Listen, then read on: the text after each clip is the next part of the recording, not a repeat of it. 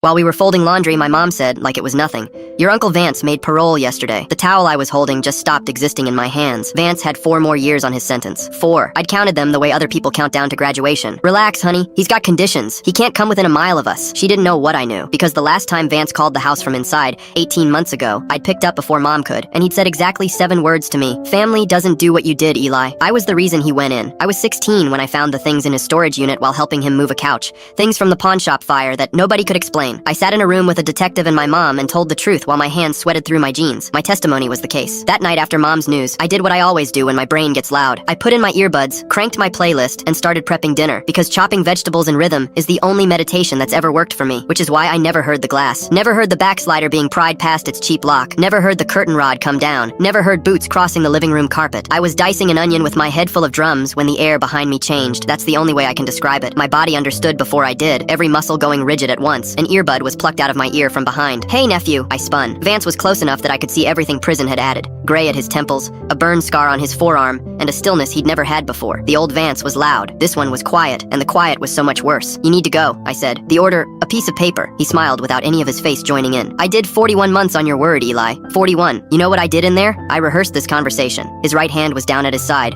wrapped around the crowbar he'd used on the slider. "Where's your mom?" That question flipped a switch in me. I shoved the cutting board off the counter at him, vegetables and all, and ran. My socks slid on the tile and I bounced off the doorframe, took the stairs 3 at a time with his boots hammering behind me, screaming, "Mom, call 911, get out!" Praying she was in her room with the door lockable, praying she'd hear. I dove into the bathroom at the end of the hall and twisted the lock as his shoulder hit the other side. The whole frame jumped. He hit it again and the wood cried. Again, and a crack ran up beside the hinge. "You cost me everything." Through the door, calm as a man reading a menu. The 4th hit blew the door open. He filled the doorway with the crowbar in his fist, and behind him, at the top of the stairs, my mother appeared with her phone in her hand and absolute murder on her face, yelling his name, and he turned, and everything went wrong at once. He went for her. They hit the hallway wall together, the phone spinning away, the little table with the family photos going over. My mom is 5'4". She fought like an animal anyway, both hands on the bar, but he was tipping it out of her grip, leaning his weight down over her, and I stood in that busted doorway completely frozen, watching, my whole body made of cement. Then I moved. I don't remember deciding to. The fire extinguisher had lived under the bathroom sink my whole life because Mom is paranoid about dryer fires. It was in my hands and then it was meeting the side of my uncle's head with everything 19 years of me could put behind it. He folded sideways into the wall and slid down and didn't get up. The sirens were already coming because the phone on the floor had a 911 dispatcher live on speaker the entire time. My mom had called before she ever came up the stairs. She crawled over to me and grabbed me,